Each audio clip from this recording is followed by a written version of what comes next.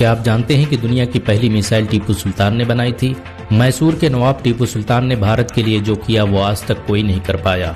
टीपू सुल्तान के शासनकाल में भारत सैन्य शक्ति के मामले में दुनिया का नंबर 1 देश बन गया था। टीपू सुल्तान की हुकूमत में बंगाल दुनिया का सबसे अमीर राज्य था।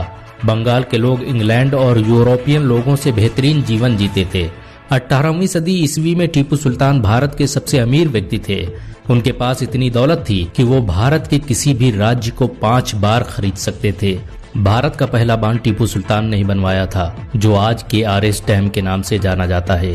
टीपू सुल्तान के दौर में भारत रेशम पैदा करने वाला दुनिया का सबसे बड़ा देश था। उनकी हुकूमत में बनाए गए कपड़े फ्रांस, रूस, जापान और इंग्लैंड में बेचे जाते थे। आपको ये जानकर हैरानी होगी कि टीपू सुल्तान ने ही दुनिया की सबसे शक्तिशाली जल सेना का गठन किया। उनकी सेना में 72 तोपों वाले 20 बड़े युद्धपोत और 62 तोपों वाले 20 छोटे युद्धपोत शामिल थे। इतिहासकारों के मुताबिक यही भारत की सबसे पहली जल सेना थी।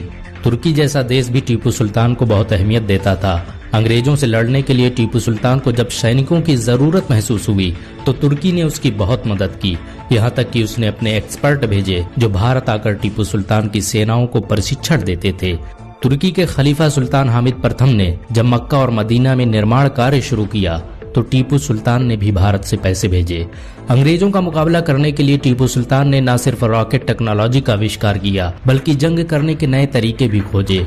उन्होंने फतहुल मुजाहिदीन के नाम से एक किताब लिखवाई जिसमें युद्ध करने के तरीकों के बारे में बताया गया था। ये किताब युद्ध नीति पर लिखी जाने वाली भारत की पहली किताब थी। परमाणु बम का आविष्कार करने वाले डॉक्टर एपीजे अब्दुल कलाम के मुताबिक टीपू दुनिया का पहला व्यक्ति था जिसने रॉकेट टेक्नोलॉजी पर काम किया। भारत ने आज जितने भी रॉकेटों का निर्माण किया है वो सभी टीपू सुल्तान की टेक्नोलॉजी पर आधारित हैं।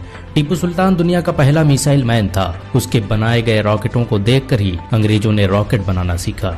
टीपू सुल्तान की सुबह कुरान की तिलावत से होती और रात तहज्जुद की नमाज के साथ, यहाँ तक कि उन्होंने पूरी जिंदगी में किसी शाही फरमान को बगैर बिस्मिल्लाह के नहीं पढ़ा। आपको ये जानकर हैरानी होगी कि टीपू सुल्तान ने भारत के 156 मंदिरों को जमीनें और गहने दान में दिए। उन्होंने कर्नाटक के श्रृंगेरी मठ को काफी दौलत दान में दी, जिसे बाद में मराठा के हिंदू शासकों ने लूट लिया।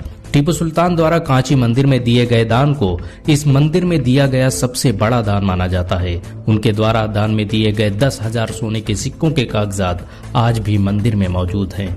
टीपू सुल्तान भारत का पहला शासक था जिसने अंग्रेजों के खिलाफ खुलेआम जंग का ऐलान किया। अंग्रेज टीपू सुल्तान को अपना सबसे बड़ा दुश्मन मानते थे। जब टीपू सुल्तान जंग लड़ते हुए शहीद हो गए तो अंग्रेज जनरल ने उनकी लाश पर खड़े होकर कहा कि आज से हिंदुस्तान हमारा है। टीपू सुल्तान ने कभी अंग्रेजों से समझौता नहीं किया। वो अक्सर कहा करते थे कि मेरी जिंदगी अगर इस देश के काम आ जाए तो इससे बेहतर और क्या होगा। टीपू सुल्तान भारत की हिफाजत के लिए शहीद होने वाले पहले शासक थे। मरते वक्त उनकी जुबान से कुरान की आयतें जारी थी। भारत में आज भी हजारों टीपू सुल्तान हैं जो इस देश के लिए अपनी जान भी दे सकते हैं। अगर एक मुसलमान होने के नाते आपको गर्व महसूस हुआ हो तो इस वीडियो को लाइक और शेयर जरूर करें। ऐसी और वीडियो को देखने के लिए हमारे चैनल को सब्सक्राइब करें। घंटा जरूर